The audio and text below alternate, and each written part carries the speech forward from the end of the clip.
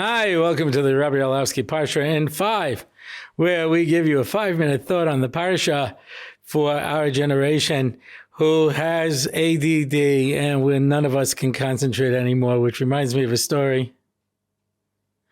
Anyway, so we're starting now a new Sefer Shemos, or if you have the Sephardi pronunciation, Sefer Shmot, because this is the book where God smote the Egyptians, in case you were wondering where that comes from. But, it's an interesting thing when it comes to the names of the Chumashim. Some of us grew up where we did not have Bereshis, Shemos, Vayikra, Bamidbar, and Dvarim. We grew up with Genesis, Exodus, Leviticus, Numbers, and Deuteronomy.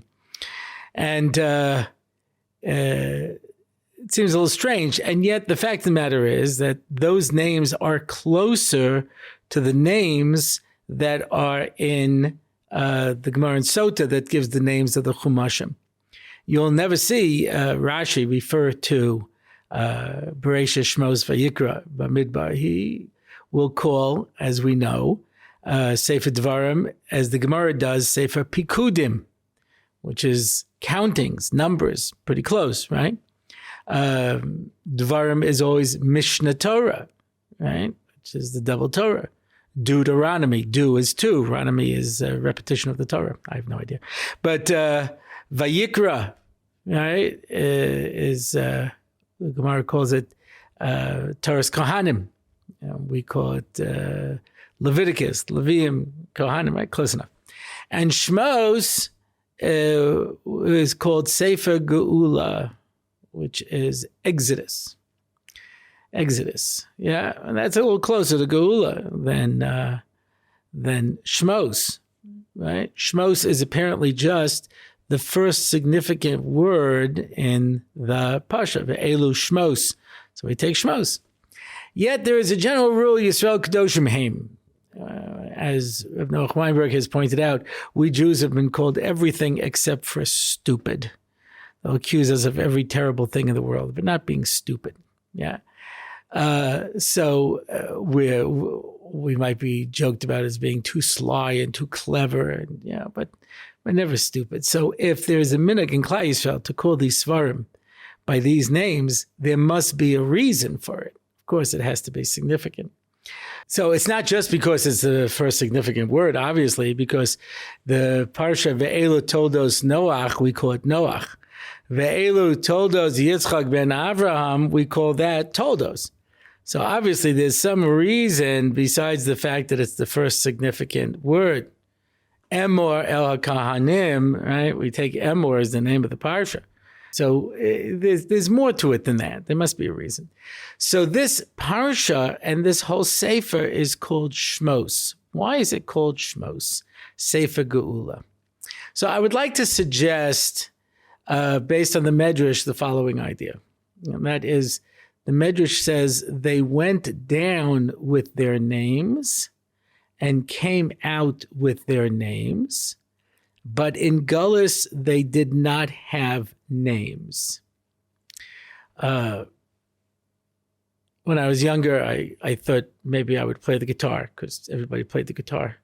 I don't have that level of dexterity, and that's why when I was a magician in my younger days, I wasn't very good at it. You know that trick where you cut a woman in half. I've got 2 half sisters, but the real dexterity of magic I wasn't very good at. I had mechanical tricks and I got by on personality. No surprise, eh?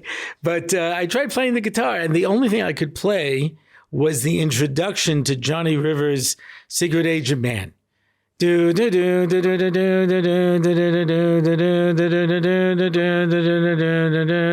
a while, it really becomes very annoying. That's all I ever learned how to play. But the song, Secret Agent Man, which is about a secret agent man, has a line in it. They've given you a number and taken away your name. Right? Because in prison, they take away your name. When you don't have a name, you don't have an identity. Your name defines who you are. That's what it is. Anytime we have a name. When Adam was asked to name all of the animals, the names that he gave them captured the essence of who they were. So we come down to Mitzrayim, and we're Reuben, we're Shimon, we're Levi. We know who we are. But the whole parsha, suddenly the names disappear. Moshe, you know what Moshe's name is.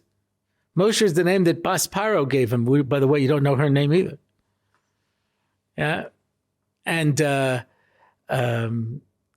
when it talks about Moshe being born, it's Ish, Beis Levi, Yikach Bas Levi. Doesn't say Amram and Yocheved. Their names aren't there. There's a process where names are not there. And it's so interesting that Ve'era, the next week's parsha, where we start talking about the Geula, suddenly we go through all the Toldos and all the names are mentioned. Because in order to be redeemed, you have to have names. And that's why we make a census and we see who everybody is by their names to identify people. A lot of people don't know who they are. It's a big problem. They don't know their name. Yeah, you probably know this. It's even in the Art School Siddur. At the end, you say a pasuk with your name, because otherwise you'll get up to Shemayim and you won't know what your name is. Wow, that'll be so awkward. What's your name? Wait, I used to know this. Happy birthday to you. Happy birthday, dear. I don't remember. And you just have to spend the rest of eternity on a bench going, Frank? I don't think so. Bob? Is that correct?